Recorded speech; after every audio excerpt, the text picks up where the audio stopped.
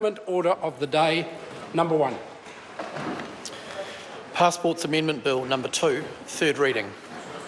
The Honourable Peter Dunn. Mr Speaker, I am delighted to move that the Passports Amendment Bill number 2 be now read a third time.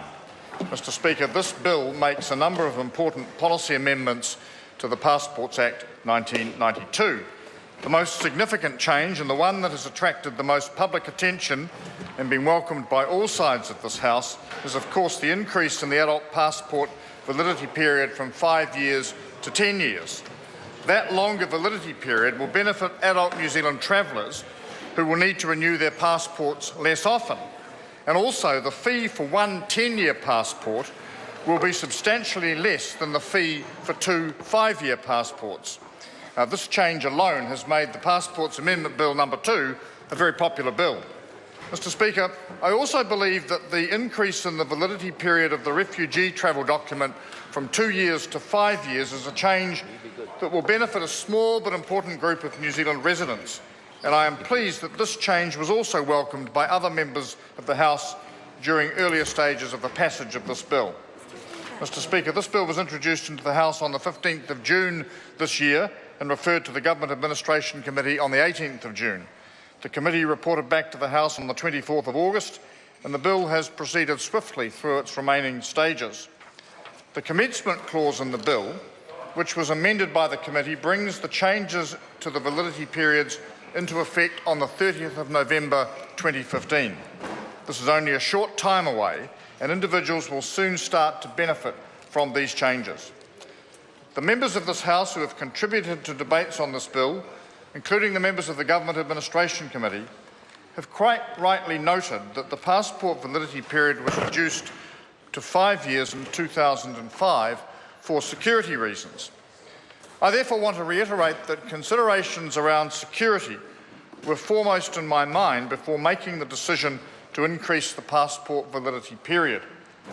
Security is also one of the reasons why I do not believe that the passport should have a longer period than 10 years, which some submitters suggested to the Government Administration Committee. 10 years is the longest validity period recommended by the International Civil Aviation Organisation, and there is good reason why New Zealand should not stray from these internationally agreed guidelines. Mr Speaker, security is also why I established an independent review of New Zealand's passport security settings last year. I wanted to be reassured that possible additional security risks from a longer validity period will be appropriately managed. The review showed that New Zealand's passport security features have improved immensely since the current 5-year validity period was introduced in 2005. Our current passport is respected as a technically sophisticated and secure document by experts based outside New Zealand. However, security features will continue to be reviewed, and the document will continue to be enhanced at appropriate points during the future. Security risks, after all, continue to change, but these same risks are managed by many other countries, and I have been assured by the Department of Internal Affairs that they can be managed by New Zealand.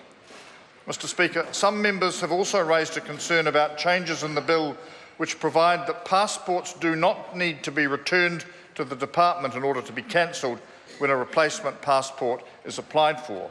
It was suggested that this could lead to fraudulent activity through misuse of a seemingly unexpired passport. However, sir, this matter is addressed by some of the more apparently mundane and technical amendments in the bill, which, as others have noted, brings the Passports Act into the digital age. These amendments reflect the fact that the management of travel documents is carried out electronically.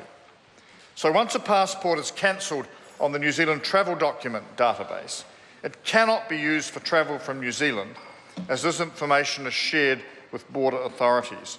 And this will help to provide more effective measures to prevent individuals from leaving the country when there are court orders or conditions that require them to remain in New Zealand, a point that does have some topicality. Additionally, these amendments help prevent fraudulent use of travel documents.